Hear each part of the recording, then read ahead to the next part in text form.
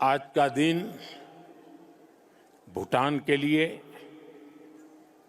भूटान के राज परिवार के लिए और विश्व शांति में विश्वास रखने वाले सभी लोगों के लिए बहुत अहम है। सदियों से भारत और भूटान का संबंध बहुत ही गहन, आत्मीय और सांस्कृतिक नाता रहा है और इसलिए इस महत्वपूर्ण अवसर पर शामिल होना भारत का और मेरा कमिटमेंट था। लेकिन आज मैं यहां बहुत भारी मन से आया हूं। कल शाम दिल्ली में हुई भयावह घटना ने सभी के मन को व्यथित कर दिया है।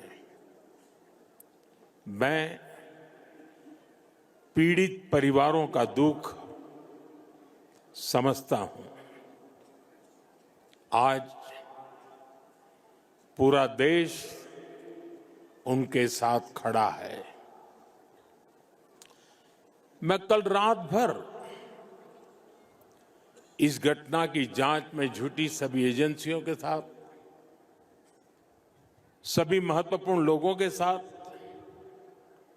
संपर्क में था, विचार विमर्श चलता था,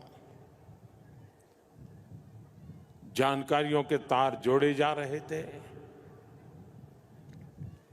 हमारी एजेंसियां इस षड्यंत्र की तह तक जाएगी। इसके पीछे के षड्यंत्रकारियों को बख्शा नहीं जाएगा। All those responsible will be brought to justice.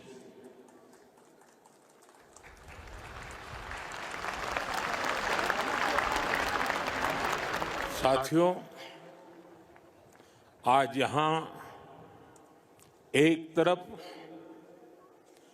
गुरु पद्म संभव के आशीर्वाद के साथ ग्लोबल पीस प्रेयर फेस्टिवल का आयोजन हो रहा है। दूसरी ओर भगवान बुद्ध के पिपरहवा अवशेषों के दर्शन हो रहे हैं और इनके सब के साथ हम सब his majesty the fourth king के 70वें जन्मदिन समारोह का साक्षी बन रहे हैं। ये आयोजन इतने सारे लोगों की गरिमामय उपस्थिति, इसमें भारत और भूटान के रिश्तों की मजबूती नजर आती है। साथियों, भारत में हमारे पुरखों की प्रेरणा है वसुधैव कुटुंबकम, यानी पूरा विश्व एक परिवार है। हम कहते हैं सर्वे भवन्तु सुखिनः, यानी इस धरती पर सभी सुखी रहें।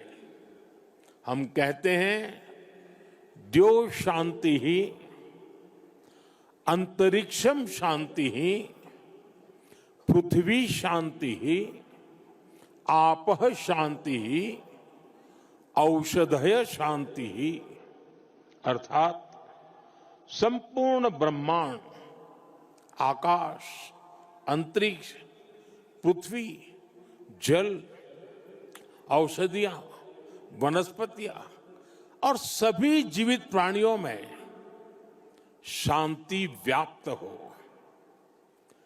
अपनी इन्हीं भावनाओं के साथ भारत भी आज भूटान के इस ग्लोबल पीस प्रेयर फेस्टिवल में शामिल हुआ है।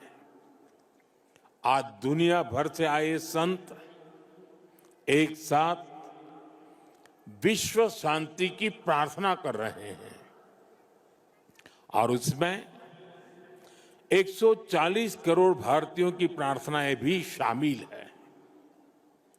वैसे यहां बहुत लोगों को पता नहीं होगा,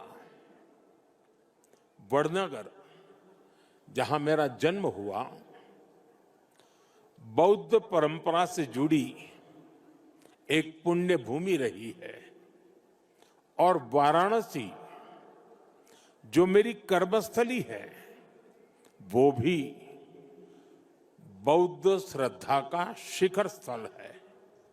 इसलिए इस समारोह में आना विशेष है। मेरी प्रार्थना है कि शांति का ये दीप भूटान के, विश्व के हर घर को आलोकित करे। साथियों, भूटान के his majesty the fourth king का उनका जीवन, विजडम, सिंप्लिसिटी, करेज और राष्ट्र के प्रति सेल्फलेस सर्विस का संगम है। उन्होंने 16 वर्ष की बहुत छोटी आयु में ही बड़ी जिम्मेदारी संभाली, अपने देश को एक पिता जैसा स्नेह दिया और अपने देश को एक विजन के साथ आगे बढ़ाया। 34 वर्षों के अपने शासनकाल में उन्होंने भूटान की विरासत और विकास दोनों को साथ लेकर चले। भूटान में लोकतांत्रिक व्यवस्थाओं की स्थापना से लेकर बॉर्डर एरिया में शांति स्थापना कराने तक हिज मैजेस्टी ने एक निर्णायक भूमिका निभाई। आपने ग्रॉस नेशनल हैप्पीनेस का जो विचार दिया है वो आज पूरी दुनिया में ग्रोथ को डिफाइन करने का एक अहम पैरामीटर बन चुका है। आपने दिखाया है कि नेशन बिल्डिंग केवल जीडीपी से नहीं बल्कि मानवता की भलाई से होती है। साथियों, भारत और भूटान की फ्रेंडशिप को मजबूती देने में भी उनका बहुत बड़ा योगदान रहा है।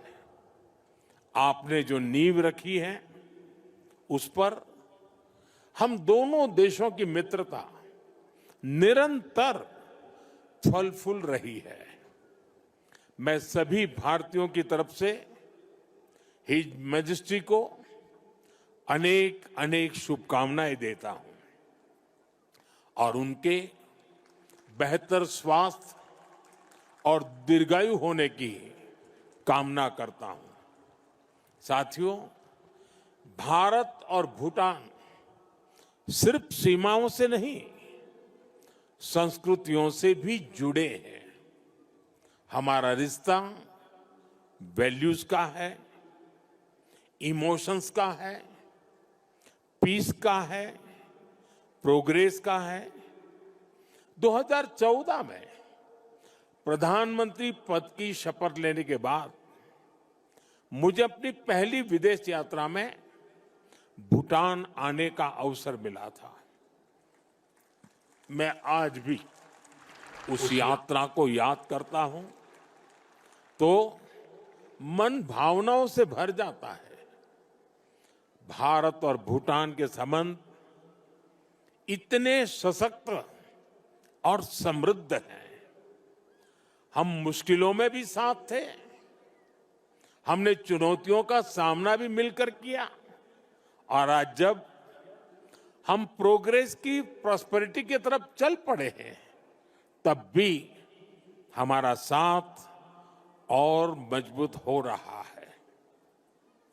His majesty the king Bhutan को नई ऊंचाई की ओर ले जा रहे हैं। भारत और भूटान के बीच विश्वास और विकास की जो साझेदारी है, वो इस पूरे विजन के लिए बहुत बड़ा मॉडल है। साथियों, आज जब हम दोनों देश तेजी से आगे बढ़ रहे हैं, तो इस ग्रोथ को हमारी एनर्जी पार्टनरशिप और गति दे रही है। भारत भूटान हाइड्रो पावर साझेदारी की नींव भी his majesty the fourth king के नेतृत्व में रखी गई थी। हिज मैजेस्टी फोर्थ किंग और हिज मैजेस्टी फिफ्थ किंग दोनों ने ही भूटान में सस्टेनेबल डेवलपमेंट और एनवायरमेंट फर्स्ट का विजन आगे बढ़ाया है। आपके इसी विजन की नींव पर आज भूटान विश्व का पहला कार्बन नेगेटिव देश बना है। ये एक असाधारण उपलब्धि है। आज per capita renewable energy generation में भी भूटान विश्व के सर्वोच्च देशों में से एक है। साथियों, भूटान आज अपनी इलेक्ट्रिसिटी 100% रिन्यूएबल स्रोत से उत्पन्न करता है। इस क्षमता का विस्तार करते हुए आज एक और बड़ा कदम उठाया जा रहा है। आज भूटान में 1000 मेगावाट से अधिक का एक नया हाइड्रो इलेक्ट्रिक प्रोजेक्ट लॉन्च कर रहे हैं, जिससे भूटान की हाइड्रो पावर कैपेसिटी में 40% की बढ़ोतरी हुई है। इतना ही नहीं, लंबे समय से रुके हुए एक और हाइड्रो इलेक्ट्रिक प्रोजेक्ट पर भी फिर से काम शुरू होने जा रहा है। और ये हमारी पार्टनरशिप सिर्फ हाइड्रो इलेक्ट्रिक तक सीमित नहीं है। अब हम सोलर एनर्जी में भी एक साथ बड़े कदम उठा रहे हैं। आज इससे जुड़ी अहम समझौते भी हुए हैं। साथियों, आज एनर्जी कोऑपरेशन के साथ साथ भारत और भूटान की कनेक्टिविटी बढ़ाने पर भी हमारा फोकस है। हम सभी जानते हैं, connectivity creates opportunity and opportunity creates prosperity. इसी लक्ष्य के साथ आने वाले समय में गैलेफू और सामर्थ्य शहरों को भारत के विशाल रेल नेटवर्क से जोड़ने का फैसला लिया गया है। इस प्रोजेक्ट के पूरा होने से यहां की इंडस्ट्री का, भूटान के किसानों का भारत के विशाल मार्केट तक एक्सेस और आसान हो जाएगा। साथियों, रेल और रोड कनेक्टिविटी, इसके साथ साथ हम बॉर्डर इंफ्रास्ट्रक्चर पर भी तेजी से आगे बढ़ रहे हैं। हिज मैजेस्टी ने जिस गैलेफू माइंडफुलनेस सिटी के विजन पर काम शुरू किया है, भारत उसके लिए भी हर संभव सहयोग कर रहा है। मैं आज इस मंच से एक और महत्वपूर्ण घोषणा कर रहा हूं। आने वाले समय में भारत गैलेफू के पास इमिग्रेशन चेक पॉइंट भी बनाने जा रहा है, ताकि यहां आने वाले विजिटर्स और इन्वेस्टर्स को इससे और सुविधा मिल सके।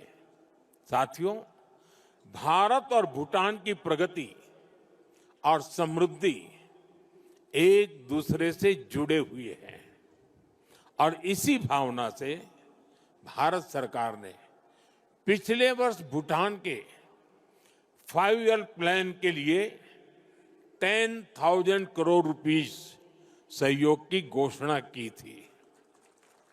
ये फंड रोड से लेकर एग्रीकल्चर तक, फाइनेंस से लेकर हेल्थ केयर तक, ऐसे हर सेक्टर में उपयोग हो रहा है, जिससे भूटान के नागरिकों की ईज ऑफ लिविंग बढ़ रही है।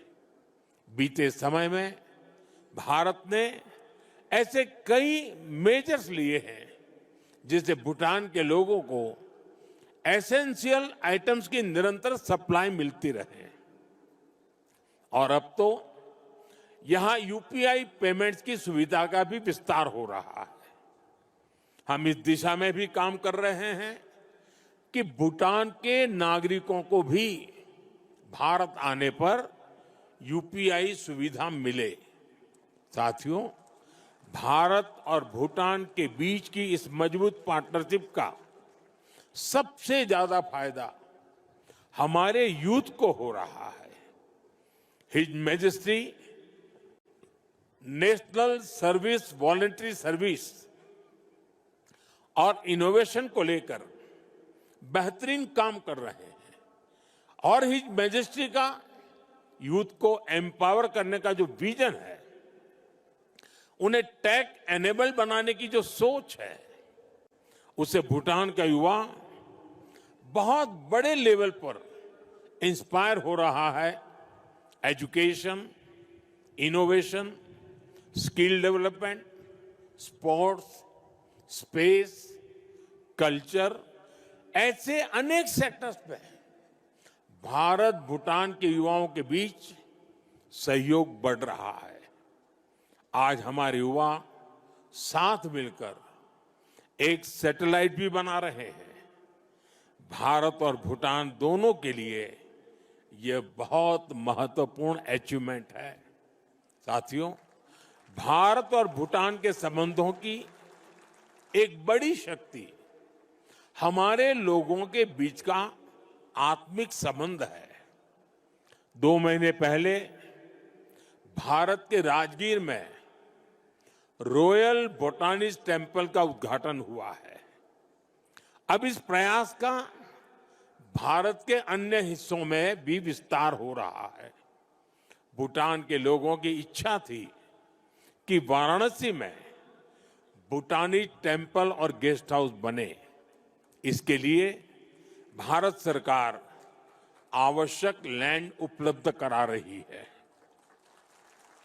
इन टेम्पल्स के द्वारा अपने बहुमूल्य और ऐतिहासिक संबंधों को, सांस्कृतिक संबंधों को और सुदृढ़ बना रहे हैं। साथियों, मेरी कामना है भारत और भूटान पीस, प्रॉस्पेरिटी और शेयर्ड प्रोग्रेस के रास्ते पर ऐसे ही चलते रहे।